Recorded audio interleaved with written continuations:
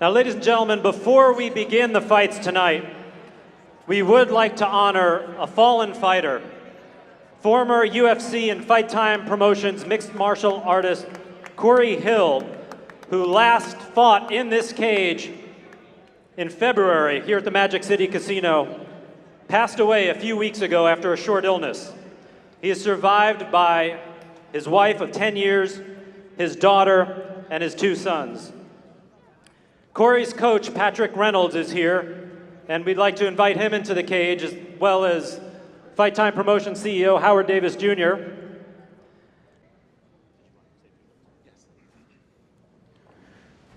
I want to say good evening to everyone. As you well know, this was the last sight of Corey Hill's last fight, and many did not know, of course we didn't know, that Corey Hill probably fought the last year and a half of his life with an illness that most people did not know about. As I reflect upon his career, I realize that it's hard enough to come into this cage and fight, but to walk through that very door knowing that it could probably be your last fight is just something that very few men are made of. I want to thank Fight Time Promotion, Howard Davis Jr., Carla Davis. I can tell you this promotion has been so supportive of Corey Hill from an emotional and mentoring standpoint.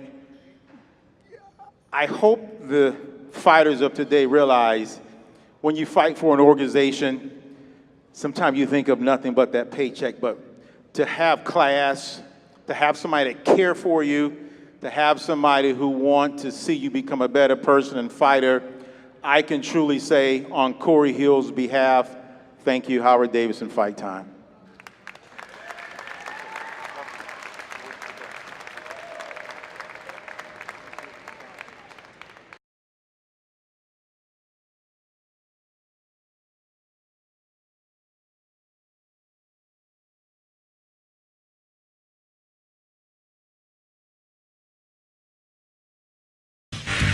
I remember what I said I'd do if I got here. I'm on course, I'm on pace, I'm following the instructions, I'm following the manual, I'm playing by the rules, despite dudes not making weight. I still gotta make weight again. That's gonna stop me. It's like they're trying to break me, they're trying to give Corey Hill a reason to quit. That is not happening. I'm not gonna get in the ring and lay down for anyone. Yeah, great, he got a second opportunity to come back. That's fine for him. But unfortunately, that Corey Hill picked you. So it's kind of a lose-lose situation there. Bring it on.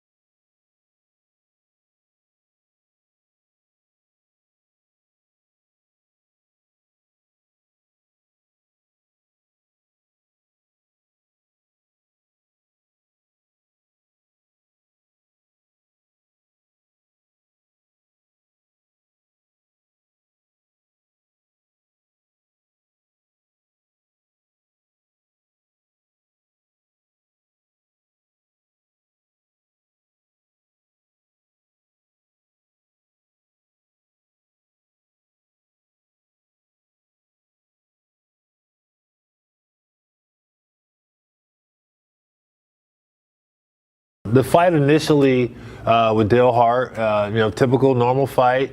You've trained for 6 to 8 weeks prior, so you feel real good coming in. You haven't had any injuries in camp, I'm out there. I remember all the nerves and the jitters and everything that goes with the UFC fight. You step into the cage, and I honestly felt like we were doing awesome in the first round. It was like, you know what? For the third fight in, we won the first one, we lost to Buckholz. So we're doing good, like I definitely thought we won the first round. The kicks are working. The hands aren't where I want to be, but I'm so new to the sport, I can get away with, being kind of rough around the edges. And then, it's like all this potential and all this glory and all this possibility was shattered almost instantaneously. The best way I can try to explain to people is if you're in your kitchen and you're cutting up vegetables and, you kind of, maybe you cut your finger, you put your hand over right away. You don't want to look, but it's bad. I kind of had that feeling. And I remember I threw the kick and right away, had my mouthpiece in and I kicked the guy, and I don't know if I said it or I was thinking, but it was like, my leg, something's wrong with my leg. Still, didn't know the severity of the injury, so we keep fighting, we're tussling around in the octagon, and it wasn't until, I'm laying there, I'm on my back, and, I still don't really know. I know I did something bad, but I don't know really, what it was. Then I looked up at the jumbo screen, and, then it was like, oh, is that my leg? Is this really happening to me? Stitch Duran comes in. It's funny now. It wasn't too funny then, but I'm on my back, and he comes in, he stands over me, and he's like, "Hey, don't move." He's like, "You effed your shit up, bro." It's like, "Don't move." I hear the crowd, I hear people running around crazy, and it sounds like, it was just like this surreal feeling. So it's like I go directly to the emergency room, have the surgery, and the next day was, when the horrible outcome kind of actually set into what had happened. It's still, I'm not gonna say it's rough to talk about. I just remember waking up and, having the nurse come in and look at me, and I'm looking at her like, what the hell am I doing here? And she's looking at me like, you don't know what happened, do you? You don't know? I'm like, no, why am I here? It's like, just go back to sleep. And it's like hours of dozing off and waking up and dozing off and waking up. And, it's like, that didn't really happen. This has to be some type of dream. I mean, like, really, this doesn't happen to people. No one told me that this was a possibility when I started. No one told me that things like this happen, you get knocked out or you get bruises or you lose a couple teeth. I can deal with that. Before that fight, it was fighting for the troops. And I'm a big fan of the troops. I'm a big fan of anybody who puts their life on the line so we can walk around free. So I made a comment to the guys interviewing me. I said, if those guys can put, their lives on the line for me, I can put my body on the line for them for 15 minutes. Had no idea that I was going to have to eat those words. Really, I would have changed what I said if I, honestly thought something was going to happen. But I finally wake up and I come to the realization that this horrible incident happened to the next prodigy, to Milicic's next world champion, to the guy who's in there with Robbie Lawler and Jens Pover and Spencer Fisher and Josh Neer and kicking butt and taking names. I kind of took that whole moment for granted. Even the training, I thought that this was guaranteed. It's like we were counting how many months it was going to take to be a world champion in the UFC. A year from now, I'm going to be this great, everybody knows me, world champion. But like Dana White said in the hospital, he says, yeah, you achieve world status, you know, people are going to recognize you, you know, but not the way you want it. You know, and it didn't dawn on me. You know, what I got from the issue, I got all the fame and all the glory, and everybody knows me without any of the belts or the money or all the things that come along with being a world champion. And it was hard. I mean, it's still hard. I mean, I've learned to talk about that memory. You know, why did this happen, or for what reason? And for so long, you know, I dug this hole and I jumped in, and it's just like, this is where I'm going to lie at. You know, I don't want to get out. I don't want to face, you know, the world, people. I was scared. I was nervous, and the whole time I wondered why this happened to me. It's Access TV this Friday, live here on Access. XFC 19 coming up from Charlotte. Headliner Corey Hill, once called the real deal, suffered a terrible injury, but it's made him mentally tougher.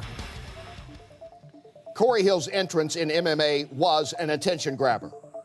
4 years ago, he was already in the UFC in only his second pro outing. As fast as it came, it was gone. In December 2008, with all the focus on him, it became tough to watch as he suffered one of the most gruesome injuries in MMA history. It took over a year to recover. I come out in the first round versus Dale Hart, throwing a lot of leg kicks, just kicks to the body. Unfortunately, in the second round, I threw a low kick to the legs that was well checked by Dale Hart, which caused me to sustain a fracture to my tibia and fibia. The mental shock of having something like that happen to you is almost too much to bear for a normal person.